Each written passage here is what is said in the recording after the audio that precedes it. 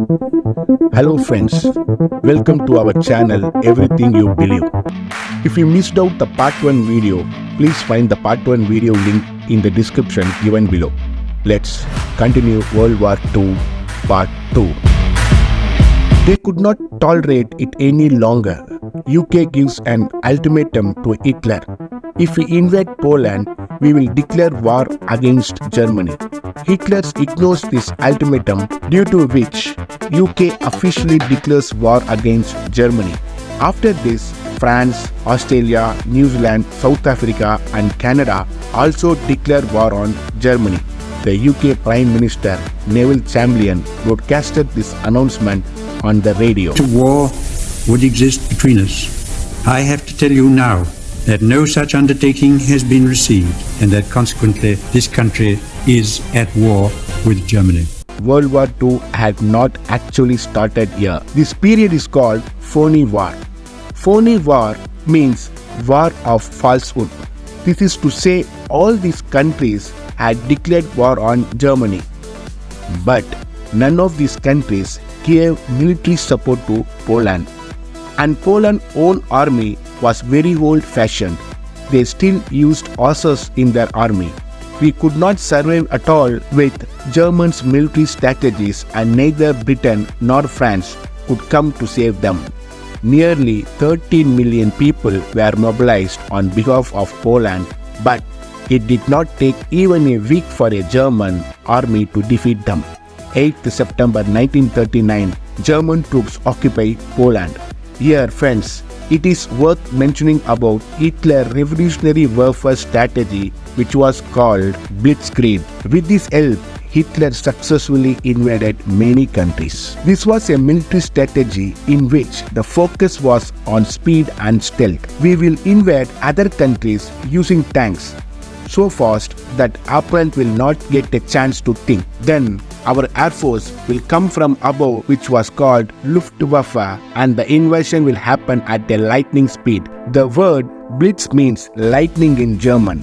Hitler's focus was to fight the smallest of wars and fight such wars which should end as quick as possible and not even take a week. To maintain the Blitzkrieg, German soldiers were also given drugs.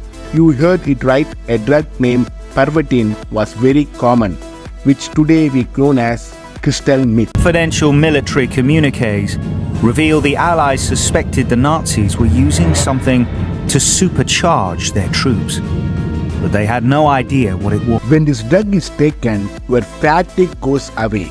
You don't need to sleep at night. Your hunger and thirst reduce, pain start reducing, and a strange confidence comes inside you.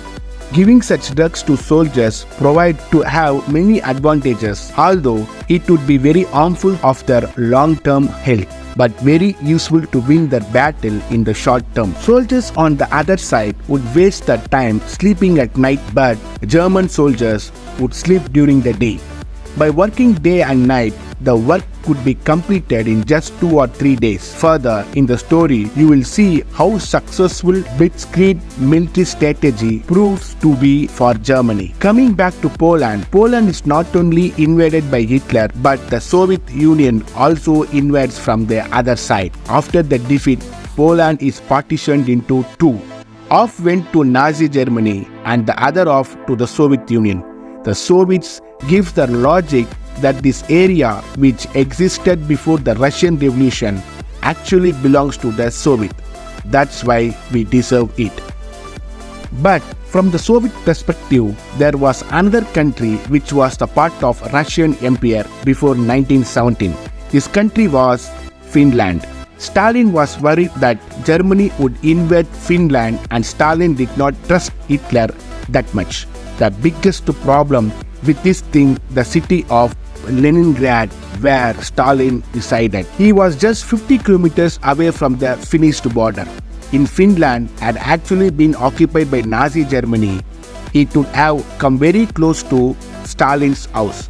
That is why, before waiting for Hitler to come and occupy Finland, the Soviet Union asked Finland to give me its territory. Finland obviously refuses, then launches military action against Finland on November 1939. What exactly was Soviet leader Joseph Stalin thinking here? What was his ideology?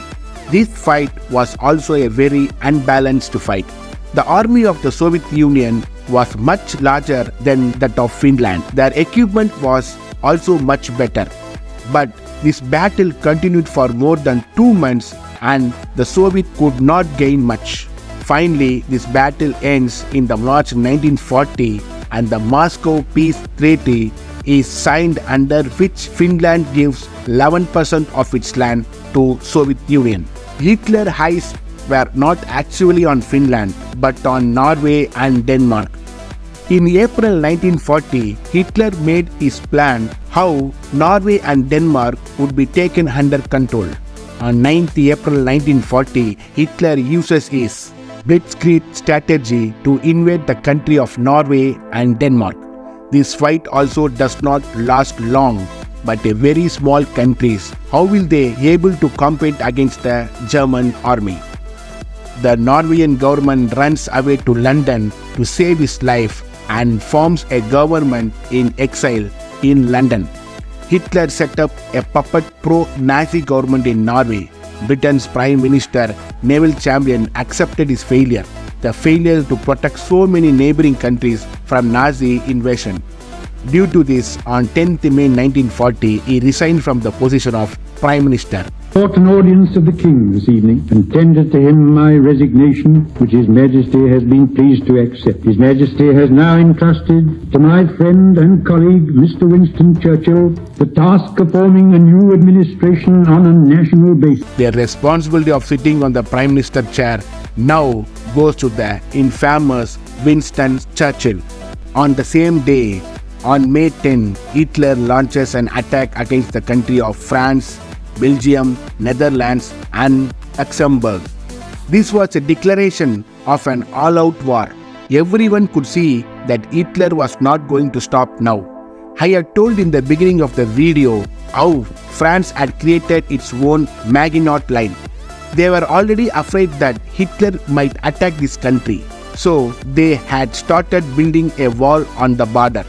Now, French troops goes and stands near this wall to save its country. The fate of Holland and Belgium, like that of Poland, Czechoslovakia and Austria, will be decided by the victory of the British Empire. On the borders of Belgium and Luxembourg, the Allied forces were stationed to protect them. Hitler used his trademark blitzkrieg strategy.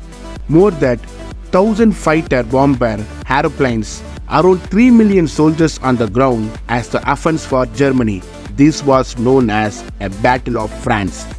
German troops are divided into 3 groups, A, B and C.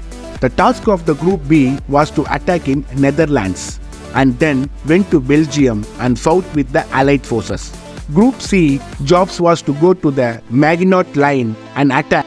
We'll ask what was the plan of Group A. Group A was actually the master plan. Group C attacks on the Maginot Line was just a distraction so that Group A could secretly carry out its master plan, entering France through the Ardennes forest. This forest was a big forest, was believed to be a strong fortress by France's military experts. The German army will never come through this forest because it was very difficult. He did not expect at all that the German army would come through exactly this forest. Using more than 40,000 military vehicles, Group A penetrates through this forest. On 15th May 1940, they captured the Sedan and traveled further northwards. The British army and French army soldiers who were actually fighting in Belgium with Group B were shocked to see that suddenly such a huge force had come from behind them. These soldiers are surrounded from 3 directions by the Nazi army. There is only one way left to escape, near the port of Dunkirk towards the sea, and from there they will make a plan to escape. What happened in Dunkirk was a historical turning point in World War II. The matter was that about 4 lakh Allied troops were stranded on the bridge of Dunkirk. When I am using the word Allied, it basically means British and French army. The group of countries which were fighting against Hitler, their coalition is called Allies, and those who were fighting with Hitler are called Axis powers.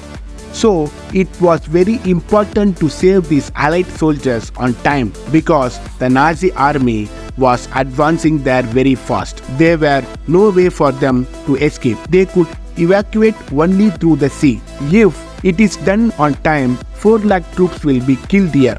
It would have been a huge drawback for Britain and France. They might have lost their countries forever.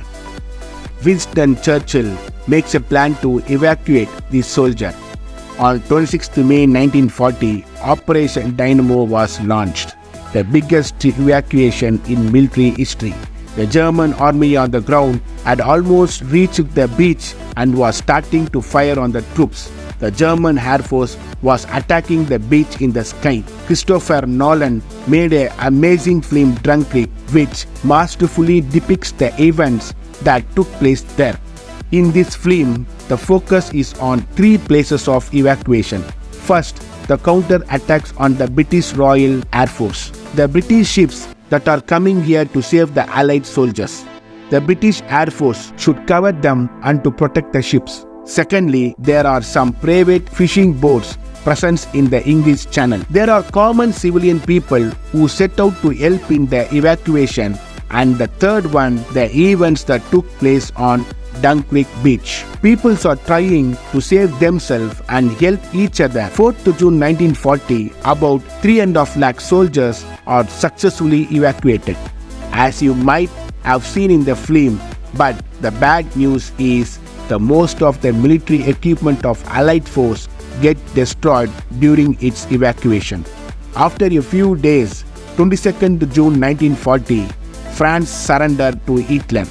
At this point of time, the country Italy was also ruled by the dictator by the name Mussolini. He forms an alliance with Hitler to wage war against France. The alliance formed between Italy and Germany is called Pact of Steel. Both these countries declare war against France and Britain on 10th June. So, till July 1940, the situation was such that Hitler had captured almost all the countries around him. Austria, Poland, Denmark, Norway, Belgium, Luxembourg, Netherlands, France. At this point of time, there are only 3 big countries left in Europe: Hitler's Germany, Britain and the Soviet Union. There is one peace agreement between Germany and Soviet Union. So Hitler has no need to fear the Soviet Union. The Soviets will never attack Germany. Britain is the only country now which is against Germany. You will ask, what about America? America, friends, has not been involved in the World War II. America has kept its hand back because after what happened in World War I, America said that it has no interest. What happens in Europe? I will keep my hands away from here. So it is very clear that if fighting is stopped at this time, then Hitler has won this war. Hitler has such a huge upper hand, and then how does this situation take a U-turn around and Britain is able to defeat Germany? We shall fight on the landing grounds. We shall fight in the fields and in the streets. We shall fight in the hills. We shall never surrender. Friends, let's continue this story in the next video. In the video of World War II Part 3. Till then, you can watch the video Part 1 and Part 2. See you in the next video. Thank you very much.